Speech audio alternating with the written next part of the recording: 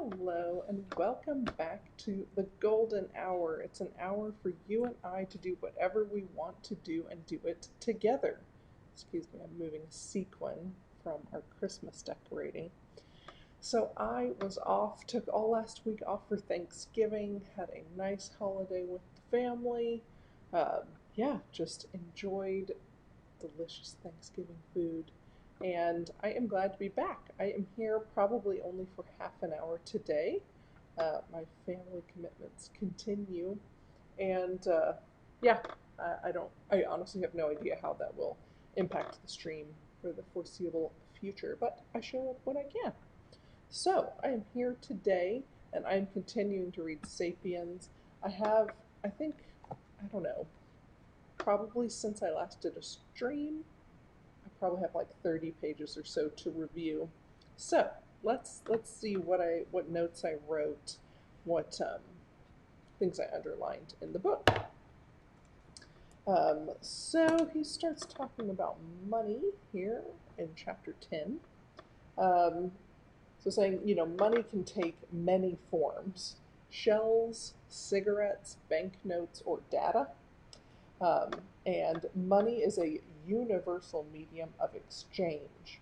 It is also able to be stored. It can also be transported.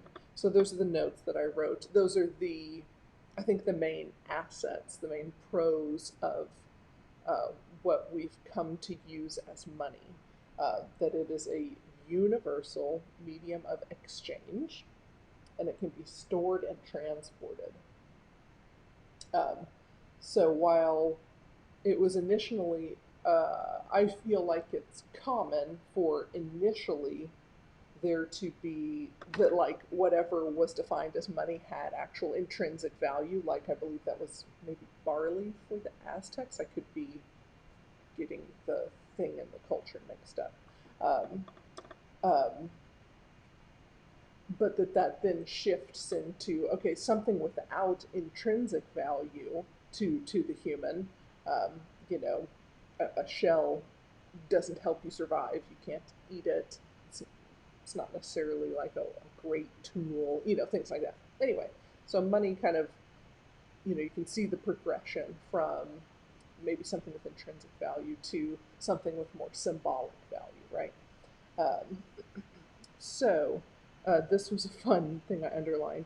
Taxes could still be paid in cowrie shells in British Uganda in the early 20th century. So, yeah, whatever ideas we have about money and that it is this certain thing, very recently it was a different thing. Yeah, and it says in modern prisons and prisoner of war camps, cigarettes have often served as money. Um, and just saying, even coins and banknotes today are a rare form of money.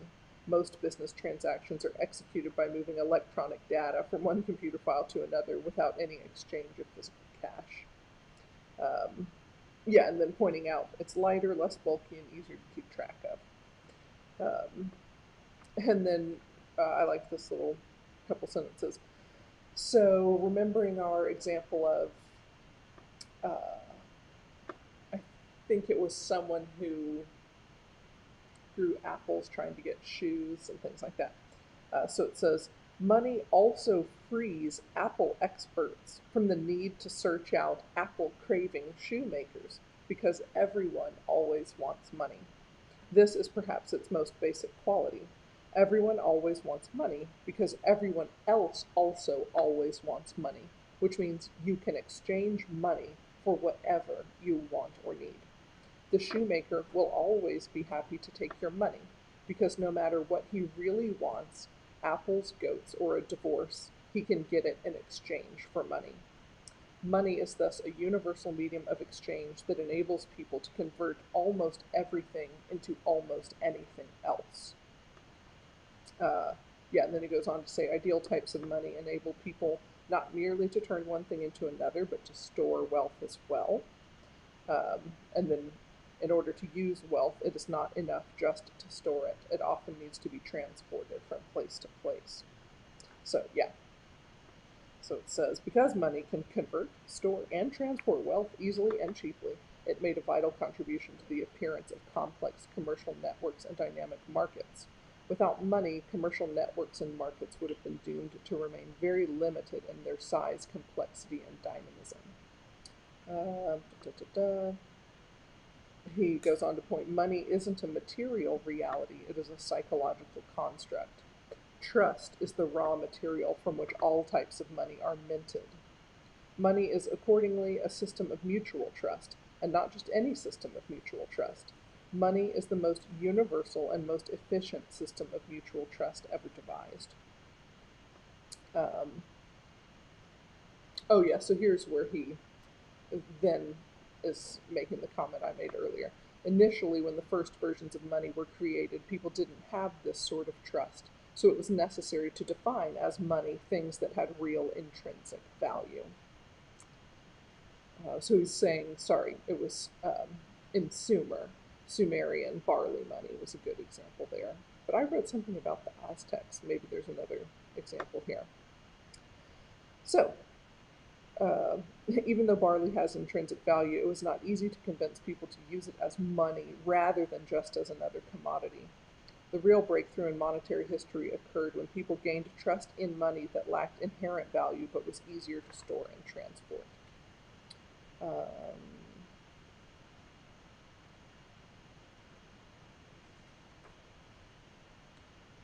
Then he's talking about trust in Rome's coins. So the trust in Rome's coins was so strong that even outside the empire's borders, people were happy to receive payment in denarii, or denarii, however that's pronounced.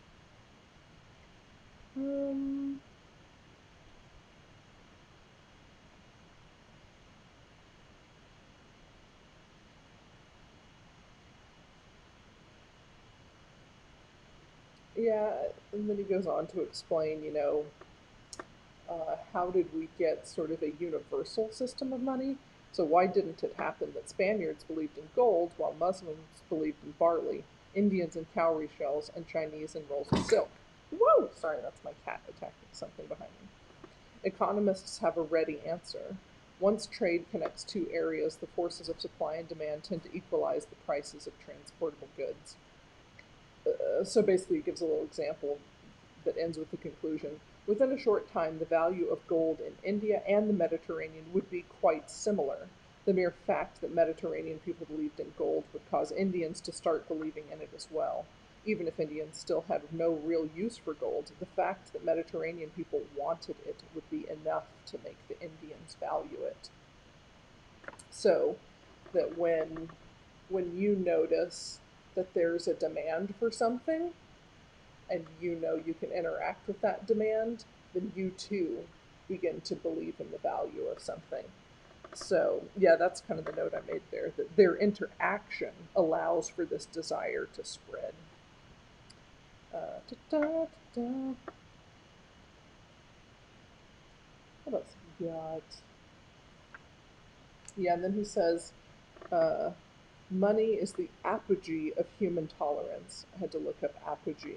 The highest point in development, a climax or culmination. Meaning we might disagree about a lot of things, but we're willing, money is a very tolerant medium of exchange. It's not important whether we both like the same color or both believe in the same God or non-God. We can still exchange money. So yeah, money is the apogee of human tolerance. Money is based on convertibility and trust. And then, of course, he goes on to point, like, of course, money can be heartless. Um, you know, these seemingly benign principles have a dark side. Human communities and families have always been based on belief in priceless things, such as honor, loyalty, morality, and love. Money has always tried to break through these barriers, like water seeping through cracks in a dam. And it says, as money brings down the dams of community, religion, and state, the world is in danger of becoming one big and rather heartless marketplace. And then he's setting us up for the next chapter saying, that's the unification of humankind, right? That's the broad topic he's discussing. How are we moving toward um, seeing ourselves as humankind? And he's saying part of that process is economic, but he's about to say it's not purely economic. It is therefore impossible to understand the unification of humankind as a purely economic process. In order to understand how thousands of isolated cultures coalesced over time to form the global village of today, we must take into account the role of gold and silver, but we cannot disregard the equally crucial role of steel. By, by that, I'm assuming he's referring to weapons. So far in what I've read, he hasn't gotten deep into steel in particular. Um, yeah, and I'm just kind of making the note here. Yeah, money really doesn't succeed in intimate environments and scenarios, but it does do well in more distanced ones. Okay, so unification of humankind is not a purely economic process. And then, in short, we can sum up a lot of the next pages with, in short, empires unify. Empires are also something that unifies. So he goes through, you know, laying out the sort of, Cliff's Notes version of, how some empires came about, how how almost all of us, all humans today, are really sort of products of, a few major empires. Yeah, almost all people in the 21st century are the offspring of one empire or another. Empires were one of the main reasons for the drastic reduction in human diversity.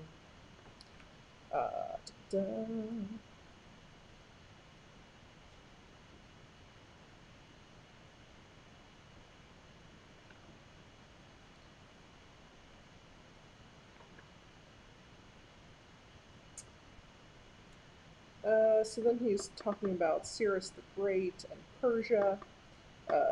Saying the presumption to rule the entire world for the benefit of all its inhabitants was startling.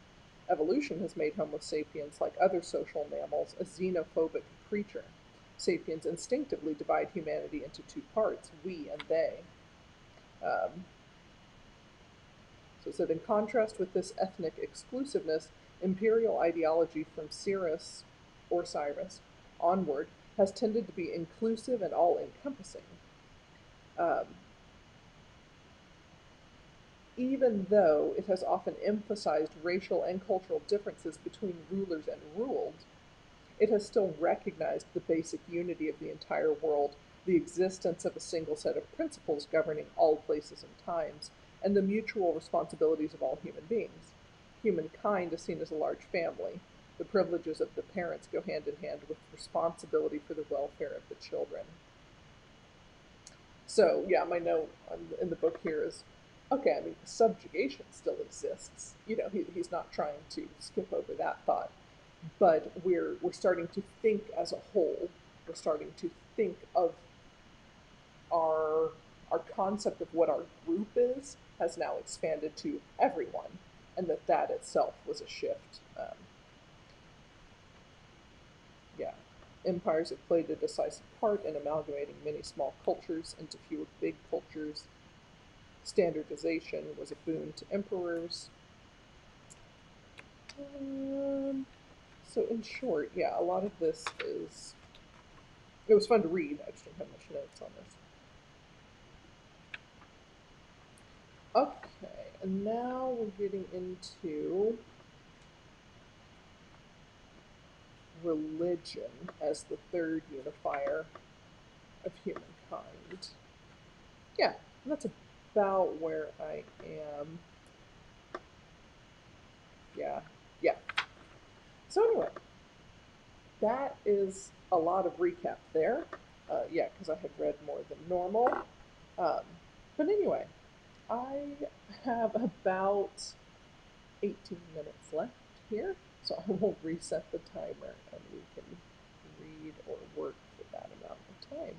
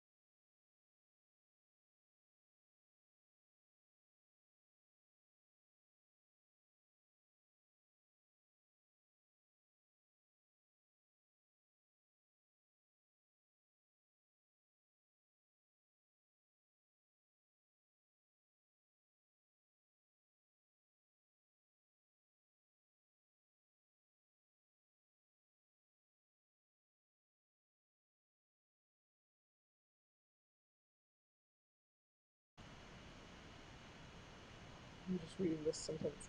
As far as we know, universal and missionary religions began to appear only in the first millennium BC. Their emergence was one of the most important revolutions in history and made a vital contribution to the unification of humankind, much like the emergence of universal empires and universal money. I just really love sentences like that because it makes you realize what we take for granted. I tend to think of religion as a position that one holds about what everyone else should be doing. I don't even I don't even associate religion with sort of an individual or local practice that can vary among cultures. I tend to think of, each person has their religious viewpoint, and that viewpoint really sort of extends to them thinking what you should do. And it just kind of goes to show we that we take that perspective for granted.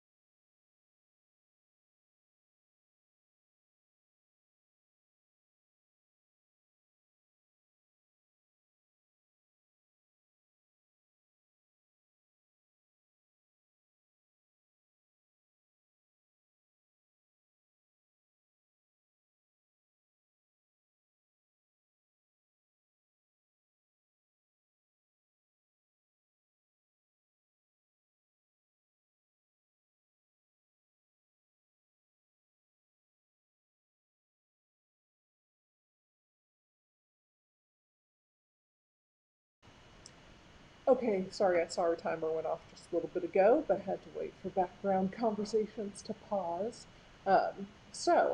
I'm glad we're back in the swing of things, and um, I plan on streaming every day this week. Um, at this moment, I don't foresee anything that would make them shorter than an hour, but you know, um, just because I can't foresee it doesn't mean it won't happen. So, at any rate, I hope to see you again throughout the week and hope you enjoy the rest of your day. Bye bye.